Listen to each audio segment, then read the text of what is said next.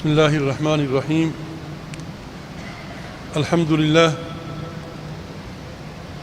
نحمده سبحانه وأشكره على آلائه ونعمائه، وأشهد أن لا إله إلا الله وحده لا شريك له الذي خلق فقدر وشرع فيسر، وأشهد أن سيدنا ونبينا محمدًا عبد الله ورسوله صلى الله تعالى عليه وعلى آله وأصحابه ومن اهتدى بهديه واستنى بسنته إلى يوم الدين. أما بعد، فيقول الله سبحانه وتعالى في محكم كتابه: أعوذ بالله من الشيطان الرجيم: ومن قوم موسى أمة يهدون بالحق وبه يعدلون وقطعناهم 12 أسباطا أمما وأوحينا إلى موسى إذ استسقاه قومه أن اضرب بعصاك الحجر فانفجرت منه 12 عينا، إلى آخر ما جاء في هذا السياق المبارك الكريم. معزز سامعین،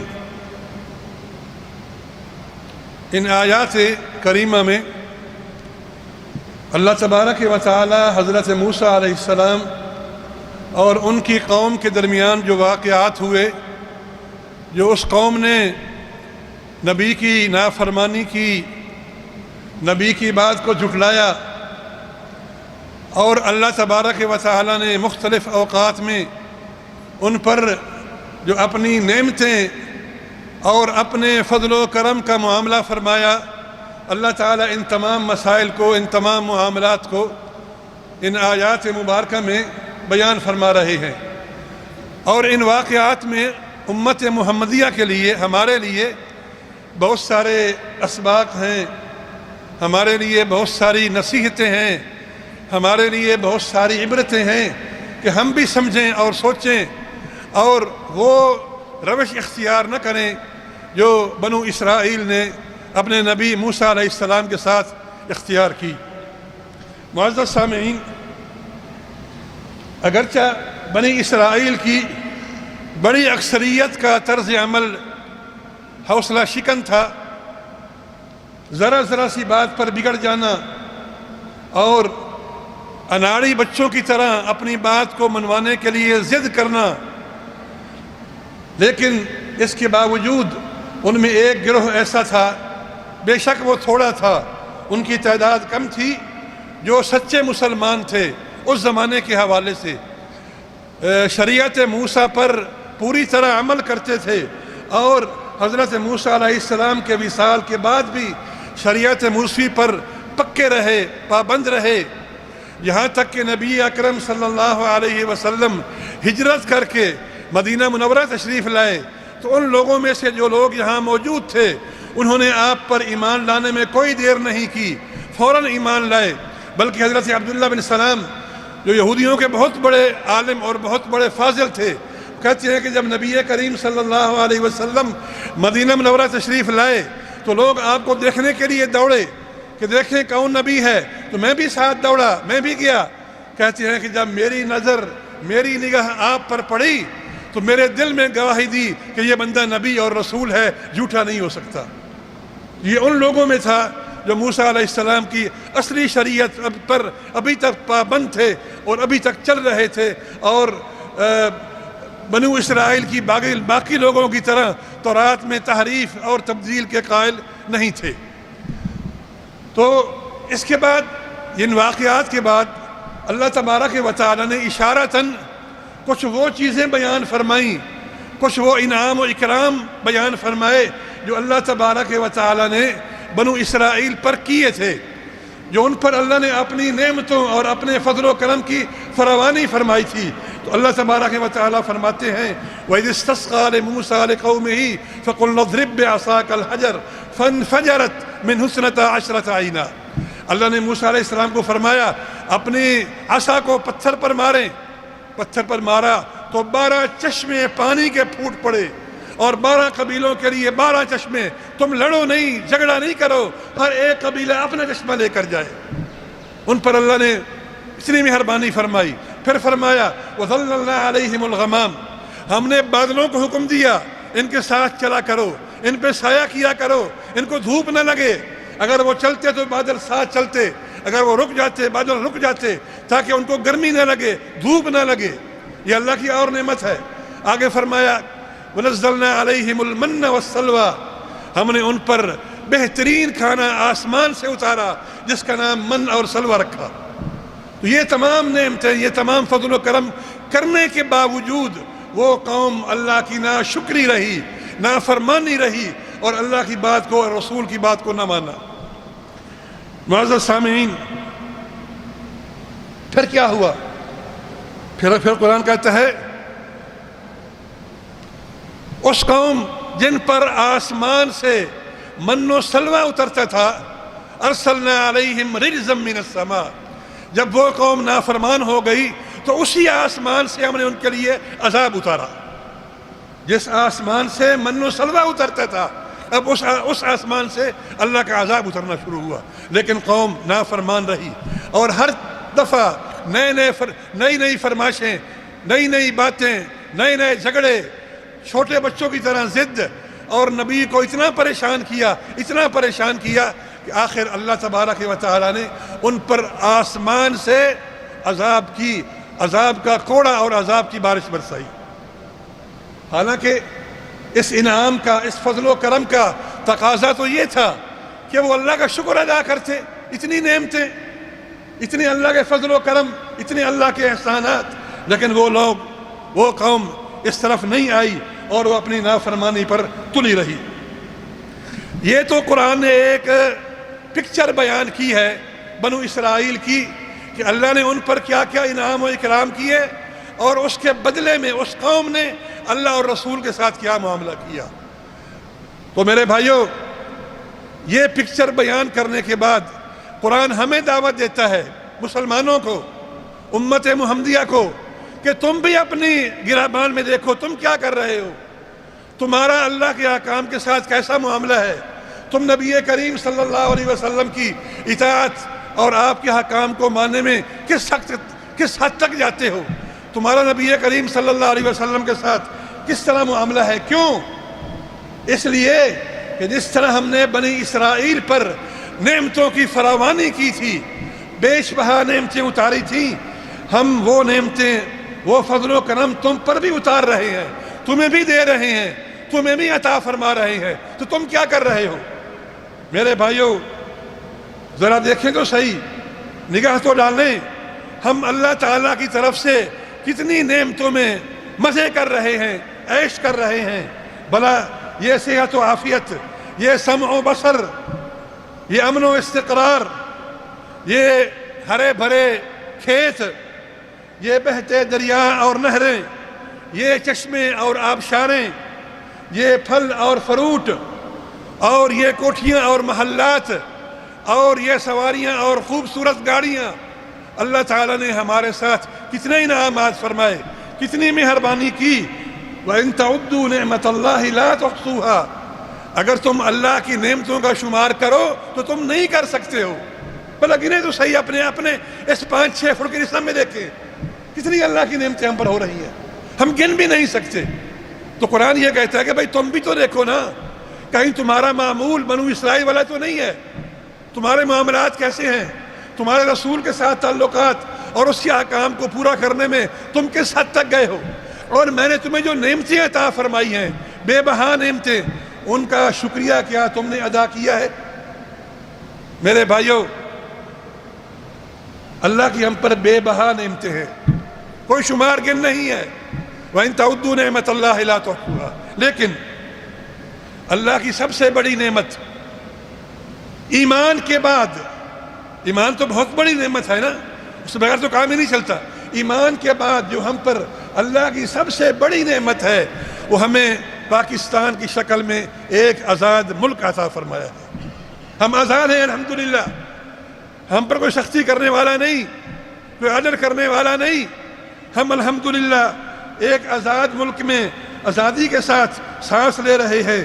اور یقین جانیے، اگر یہ ہمیں آزادی کی نعمت میسر نہ ہوتی تو آج ہم پر ایک ہندو وزیر اعظم اور شاید ایک سکھ صدر مسلط ہوتا۔ اگر کسی نے آزادی کی نعمت کو جاننا ہے، اس کو سمجھنا ہے، تو بورما اور فلسطین اور مقبوضہ کشمیر کے مسلمانوں سے پوچھے کہ آزادی کیا ہوتی ہے، اس کی کیا قیمت ہوتی ہے، اس کی کیا قدر ہوتی ہے، اس کے لیے کیا کیا قربانیاں دینی پڑتی ہیں، اور پھر بھی پتہ نہیں کب نصیب ہوتی ہے۔ ہم تو بڑے خوش نصیب ہیں کہ اللہ نے ہمیں ایک خوبصورت، آزاد اور ایک بہترین ملک عطا فرمایا ہے۔ معزز سامعین، یہ اللہ تبارک و تعالیٰ کا ہم پر بہت بڑا احسان ہے کہ ہمیں ایک ایسا ملک عطا کیا۔ کیسا ملک عطا کیا؟ سمجھانے کے لیے قرآن نے ایک ملک کی مثال دی ہے، ذرا توجہ فرمائیے۔ وَضَرَبَ اللَّهُ مَثَلًا قَرْيَةً كَانَتْ آمِنَةً مُطْمَئِنَّةً يَأْتِيهَا رِزْقُهَا رَغَدًا مِّن كُلِّ مَكَانٍ۔ اللہ تعالیٰ تمہیں ایک ملک کی مثال دے رہا ہے۔ مثال کیا ہے؟ اللہ تعالیٰ فرما رہے ہیں ایک ملک ہم نے کسی کو دیا، اس ملک میں ہم نے ان کو امن اور استقرار کی نعمت سے نوازا۔ کانت آمنتاً مطمئنتاً، امن بھی موجود ہے، اطمینان و سکون بھی موجود ہے۔ یاتیہا رزقہا رغدا من کل مکان، اور اس کے ساتھ ساتھ ان کو رزق میں فراوانی عطا فرمائی۔ میرے بھائیوں، ہماری تمام کوششیں، محنت، کاروبار ان دو چیزوں کے لیے ہے، امن مل جائے اور کھانے کا روٹی مل جائے۔ یعنی ہم کس چیز کے لیے محنتیں کر رہے ہیں؟ یہ سارا دن جو بھاگتے دوڑتے ہیں کیوں کرتے ہیں؟ کہ رزق مل جائے، کھانا مل جائے بچوں کے لیے، اور گھر میں سکون مل جائے، بس۔ تو اللہ کہتا ہے کہ ہم نے اس ملک والوں کو، اس شہر والوں کو، ہم نے ان کو امن کی نعمت سے نوازا، اور پھر ان کے لیے رزق کے دروازے کھول دیے۔ یاتیہا رزقہا رغدا من کل مکان، ہر طرف سے ان کے لیے رزق کی فراوانی آ رہی ہے۔ یہ اللہ نے ایک مثال دی ہے۔ اب ذرا میری بات کو سمجھیے گا پلیز۔ یہاں پر جو اللہ نے اس ملک کی طرف اشارہ فرمایا ہے اور قریہ کا لفظ استعمال کیا ہے، ضرب اللہ مثلا قریۃ، ملک، شہر جو بھی ہو، اگر اس جگہ سے قریہ کو نکال دیا جائے اور وہاں پر پاکستان کا لفظ لگا دیا جائے تو یقین کرے پوری طرح فٹ آئے گا۔ کب؟ جب پاکستان بنا تھا۔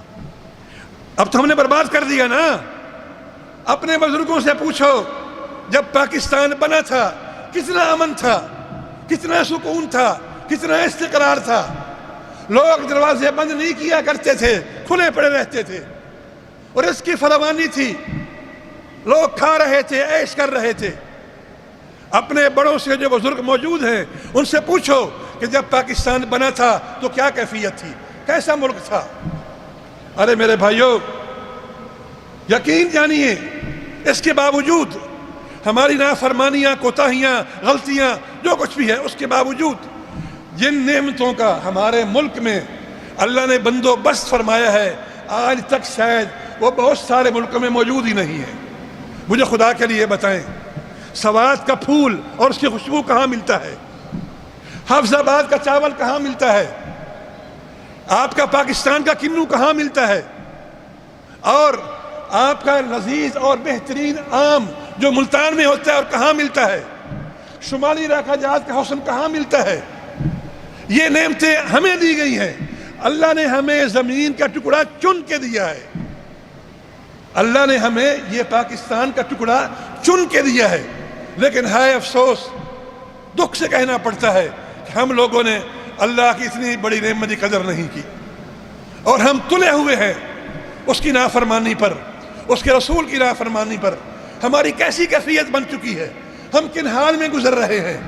خدا کے لیے قرآن کہتا ہے قُلْ إِنَّمَا أَعِظُكُمْ بِوَاحِدَةٍ أَن تَقُومُوا مَثْنَىٰ وَثُلَاثَ وَفُرَادَىٰ، کبھی اکیلے اکیلے اور دو دو بیٹھ کر سوچا تو کرو۔ قرآن دعوت دے رہا ہے، کبھی اکیلے اکیلے، کبھی دو دو بیٹھ کر سوچا تو کرو کہ ہم کیا کر رہے ہیں، اور اللہ نے ہمارے ساتھ کیا کیا ہے، اور ہمیں کیا عطا فرمایا ہے، اور کیا ہمیں کن نعمتوں سے نوازا ہے۔ ہائے ہائے، لیکن افسوس کہ ہم نے ان نعمتوں کی قدر نہ کی۔ جب نہ کی تو قرآن کیا کہتا ہے، پھر کیا ہوا؟ یعنی ہم نے کیا کیا کس طرح ان نعمتوں کی قدر نہیں کی.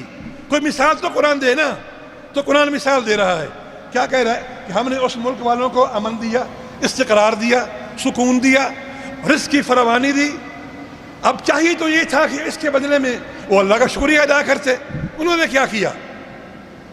اس قریے والوں نے, اس ملک والوں نے کیا کیا؟ فَكَفَرَتْ بِأَنْعُمِ اللَّهِ. فَكَفَرَتْ بِأَنْعُمِ اللَّهِ. پھر کیا ہوا؟ یہ لوگ نافرمان ہو گئے, باغی ہو گئے, سرکش ہو گئے, ظالم ہو گئے, متکبر ہو گئے, کرپٹ ہو گئے, اور جی بھر کے اللہ کی نافرمانی کی. ہم نے یہ کیا, یہ عطا فرمایا, انہوں نے کیا کیا؟ وہ یہ کیا. یہ ایک ہی آیت میں قرآن کریم مثال دے رہا ہے ہمیں کہ کہیں وہ مثال ہم پر تو لاگو نہیں ہو رہی. دیکھو تو صحیح ذرا کہ ہم تو وہ نہیں کر رہے.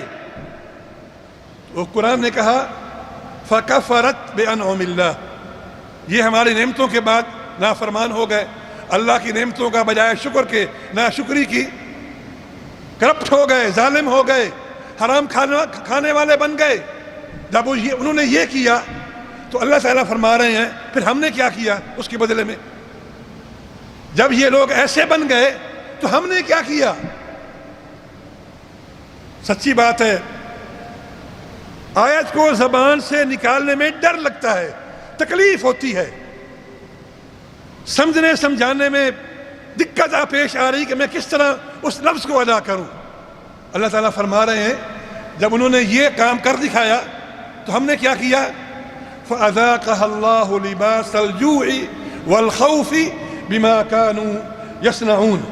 تو ہم نے ان کے کرتوتوں اور بدعمالیوں اور نافرمانیوں کی وجہ سے ہم نے ان پر خوف, بدامنی اور معاشی بدحالی کا مزہ چکھا دیا. ان کو ان پر مسلط کر دیا. وہی دو چیزیں, امن کے بدلے میں خوف, رزق کے بدلے میں معاشی بدحالی.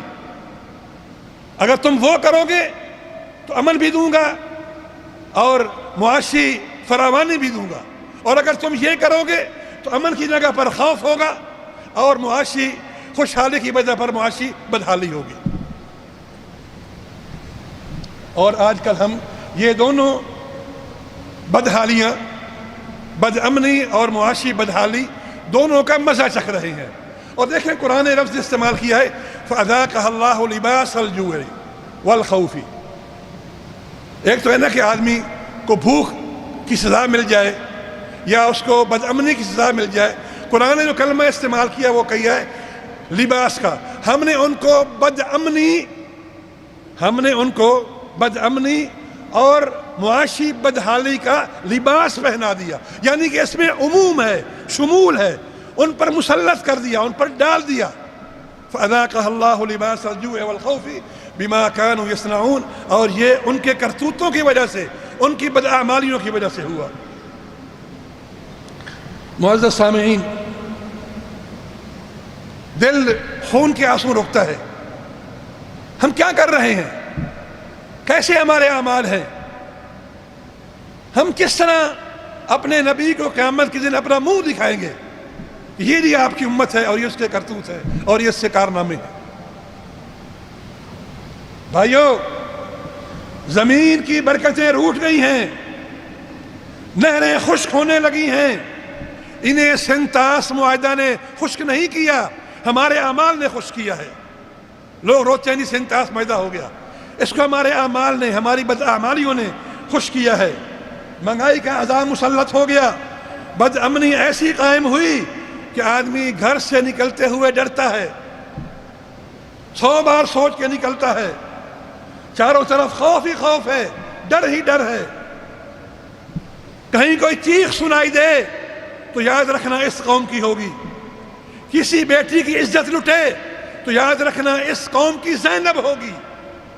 کہیں سے کوئی دھواں نظر آئے تو یاد رکھنا اس قوم کا ہوگا.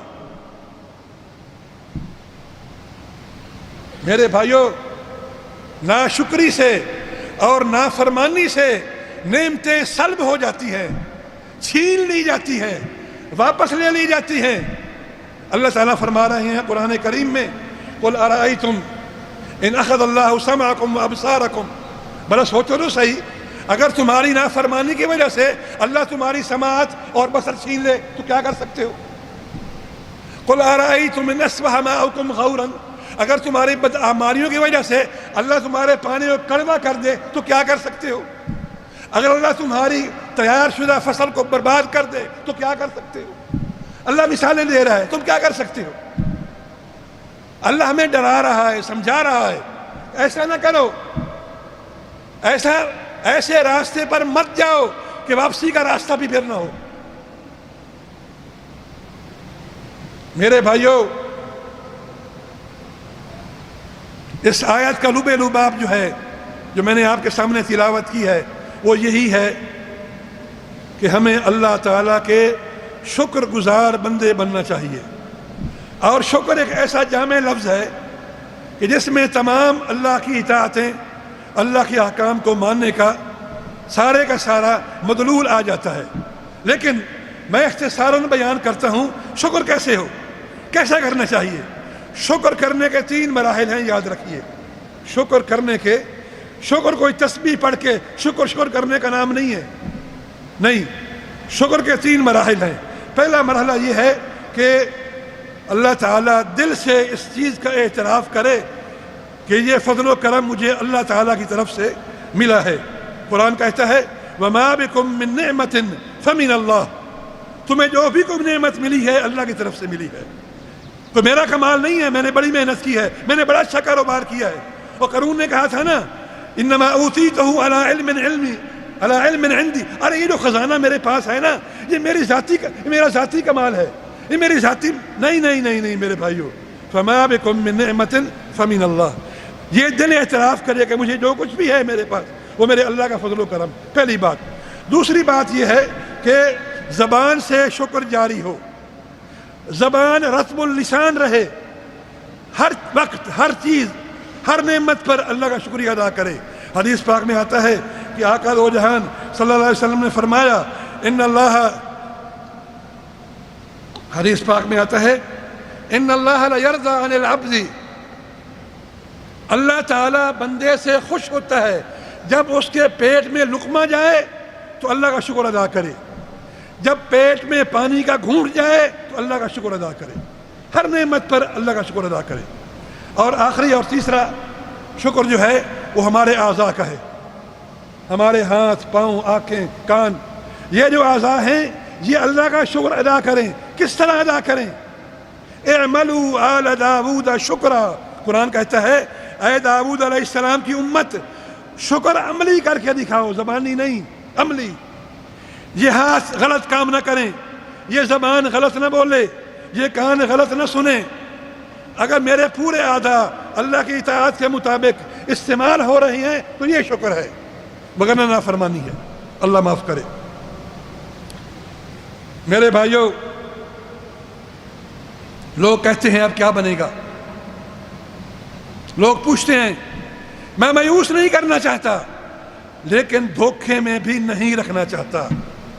ہماری حالت بڑی خراب ہے، ہمارے حالات بڑے ناسازگار ہیں، ہماری نافرمانیوں کی وجہ سے اللہ تبارک و تعالی ہم پر ناراض ہے۔ آسمان آنکھیں بدل رہا ہے۔ لوگ کہتے ہیں جی حکومت تبدیل ہو جائے گی تو حال ٹھیک ہو جائیں گے، نہیں حکومت آ جائے گی۔